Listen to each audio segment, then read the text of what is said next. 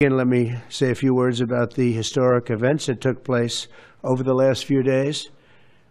On Saturday, my administration helped broker a full and immediate ceasefire, I think a permanent one, between India and Pakistan, ending a dangerous conflict of two nations with lots of nuclear weapons.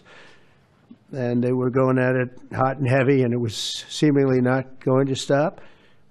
And I'm very proud to let you know that the leadership of India and Pakistan was unwavering, powerful, but unwavering in both cases. And having these, they really were, from the standpoint of having the strength and the wisdom and fortitude to fully know and to understand the gravity of the situation.